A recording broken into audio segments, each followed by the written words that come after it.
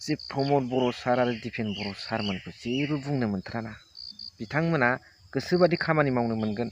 खामानिखौथ' नों कनस्टिटिउसना जोंनो राइट्स होदों, फ्रिदम खामानि मावनो मोननाय, थांनानै थानो मोननाय खेथ्रआव।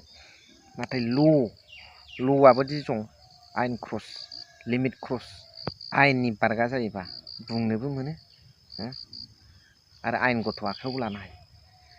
दा बिथांमोननि एगेन्स्टआव प्रमद बर' सार आरो दिपेन बर' सारमोननि एगेन्स्टआव खोथा बुंबानो माखासे दैदेनगिरि आरो माखासे सुबुंफ्रा मा सिगांनि बादि दावराव दावसिखौ लाबोफिनसै नामा, मा सिगांनि बादि असान्तिखौ लुबैग्रा नामा, सिगांनि बादि थै बोहैनायखौ मोजां मोनग्रा नामा होननानै बुङो। बे मा राव आं दाबो बुजिनो मोनाखै। ওই কথাটো মই আজিলৈকে বুজি পোৱা নাই। কোনোবা যদি ইয়াত বিষয় বিতংভাৱে যদি নলেজ আছে মোৰ এই কমেन्ट बक्सआव जनाय दियक। बै समाव मामोन फालाय एथ'ग्राब बिदिमोन ना, रावबो थांनानै थानायनि खुनु अबस्थायाव गैमारथारामोन नामा? दा माखासेफ्रा बोरैथो बिटिसिआव थांनानै थाबोदों फालाय 17 बोसोरालाय। बे समाव रावबो आइएस फोरदान मोना मारै बे समावनो 17 बोसोर समावनो आइएस जाबोदोंना। आच्छा सोर उफुद्रुग खालामोमोन फालाय? आखायाव आइजें लानानै सोमावसारग्राफोरखौसो होनहरनाय जाबाय थाया होमबा बे? रुलिं गभर्नमेन्टनि सायाव जायखौ भुल नुदों बेखौ बुंगोन। दिपेन बर'आनो जा, प्रमद बर'आनो जा, हाग्रामा सारानो जा, खाम्फा सारानो जा बुंगोन। दा खोथाया जाहैबाय बड'फा सुपार 50 मिशनखौ आं मोजां मोनदों।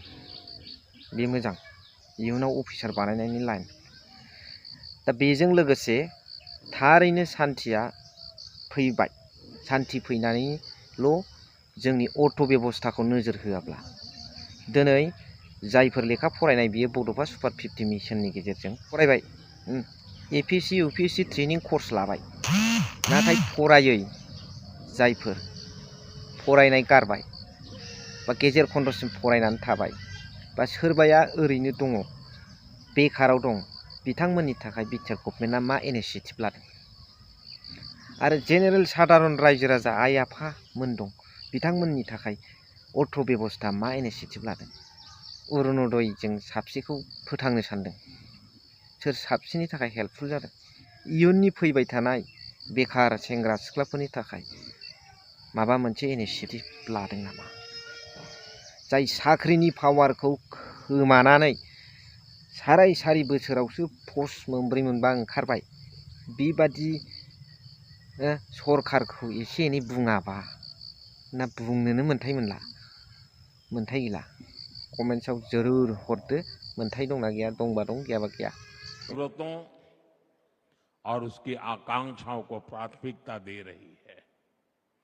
बोडोलैंड के विकास के लिए केंद्र सरकार ने 1500 करोड़ रुपए का विशेष पैकेज दिया है। असम सरकार ने भी स्पेशल डेवलपमेंट पैकेज दिया है। बोडोलैंड में शिक्षा, स्वास्थ्य। एसेनोसै नोंथांमोना मा सानो कमेन्ट्सनि गेजेरजों फोरमाय। थेंक इउ फर वाचिं, लाभ इउ।